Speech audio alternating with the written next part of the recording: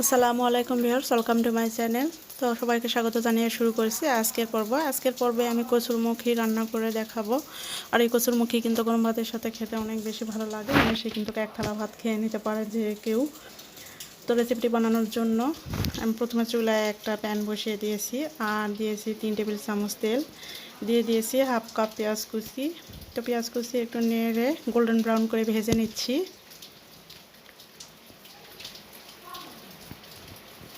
তো পেঁয়াজটা কিন্তু গোল্ডেন ব্রাউন করে ভাজা হয়ে গেছে। এখন এখানে 6-7টা কাঁচা মরিচের ফালি দিয়ে দিচ্ছি। তারপরে আমি দিয়ে দিচ্ছি এখানে হাফ চা চামচ আদা বাটা, হাফ চা চামচ রসুন বাটা। এখন আদা রসুন বাটা একটু নেড়ে নিব পানি দিয়ে। তো পানি দিয়ে একটু মশলাটা কষিয়ে নিচ্ছি। আদা রসুন বাটার যে একটা কাঁচা গন্ধ থাকে, সেই গন্ধটা যেন না থাকে, একটু কষিয়ে নিলাম। তারপর দিয়ে দিচ্ছি 1 চা চামচ হলুদ গুঁড়া, 1 চা চামচ দিয়ে দিচ্ছি লাল মরিচের গুঁড়া। ঝালটা অবশ্যই আপনারা পছন্দ অনুযায়ী দিয়ে নেবেন। 1 চা চামচ দিয়ে দিচ্ছি জিরার গুঁড়া, স্বাদ অনুযায়ী লবণ দিয়ে দিচ্ছি। এখন সব মশলা একসঙ্গে নেড়ে চেড়ে কষিয়ে নিচ্ছি। তো মশলা থেকে যখন তেল ছেড়ে আসবে ওই পর্যায়ে আমি দিয়ে দেব মাছ। আর কচুরমুখিতে আমি মাছ দিয়ে রান্না করছি। তো কয়েক টুকরা আমি মাছ নিয়েছি, 4-5 টুকরা। তো মাছটা নিয়ে মশলার সঙ্গে একটু নেড়ে নিচ্ছি 2-1 মিনিট। তারপরে এখানে পানি দিয়ে দিচ্ছি 1 কাপের মতো। তো এই 1 কাপ পানি দিয়ে আমি মাছটা কষিয়ে নিচ্ছি। এখন একটু নেড়ে ঢাকনা দিয়ে ঢেকে আমি 5-6 মিনিট মাছটা কষিয়ে নিচ্ছি। তো 5-6 মিনিট পর মাছটা কিন্তু আমার কষানো হয়ে গেছে। এখন মাছগুলো আমি তুলে নিচ্ছি। তো মাছগুলো তুলে নেওয়ার পরে আমি কচুরমুখী দিয়ে দিচ্ছি এখানে। কচুরমুখী দেওয়ার পরে আমি নেড়ে চেড়ে নিচ্ছি মশলার সঙ্গে। তো মশলার সঙ্গে নেড়ে নেওয়ার পরে আমি ঢাকনা দিয়ে ঢেকে আমি 2-3 মিনিট রান্না করব।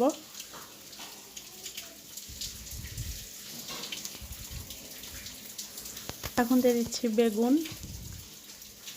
এখানে 2টা বেগুন আমি দিয়েছি। তো বেগুন দিলে কিন্তু কচুরমুখী খেতে আরও বেশি ভালো লাগে। এখন একটু নেড়ে চেড়ে মিশিয়ে নিচ্ছি। তারপর ঢাকনা দিয়ে ঢেকে 5 মিনিট রান্না করব।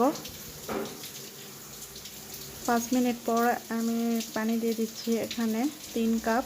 তো ঝোলটা একটু বেশি দিলে কিন্তু এই কচুরমুখী খেতে বেশি ভালো লাগে।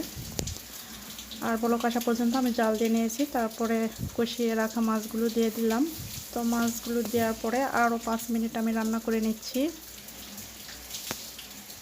তো আরও 5 মিনিট আমি রান্না করে নিয়েছি আর চেক করে নিয়েছি কচুরমুখী সেদ্ধ হয়েছে। আর এখন দিয়ে দিলাম হাফ চা চামচ ভাজা জিরার গুঁড়া। ভাজা জিরার গুঁড়া দিয়ে নেড়ে চেড়ে নিয়ে আমি আরও 5 মিনিট রান্না করে নিচ্ছি। তারপরে নামিয়ে নিচ্ছি। তো এই তো আমার রান্না কমপ্লিট হয়েছে, পরিবেশন করে দেখিয়ে দিচ্ছি। তো কচুরমুখী রান্না করতেও কিন্তু খুব বেশি সময় লাগে না, অল্প কিছুক্ষণে সেদ্ধ হয়ে যায়, রান্নাটা খুব তাড়াতাড়ি হয়ে যায়। আর এই কচুরমুখী দিয়ে ভাত কিন্তু নিমেষে 1 থালা ভাত খেয়ে ফেলতে পারে যে কেউ। তো রেসিপিটি আপনাদের কাছে কেমন লেগেছে অবশ্যই কমেন্টস করে জানাবেন। রেসিপিটি যদি ভালো লাগে লাইক কমেন্ট শেয়ার করে দেবেন। আর এরকম নিত্য নতুন রেসিপি পেতে আমার চ্যানেলটিকে সাবস্ক্রাইব করে পাশে থাকা বেল আইকনটি প্রেস করে রাখবেন। আজকে এখানেই বিদায় নিচ্ছি। সুস্থ থাকবেন, ভালো থাকবেন। আল্লাহ হাফেজ।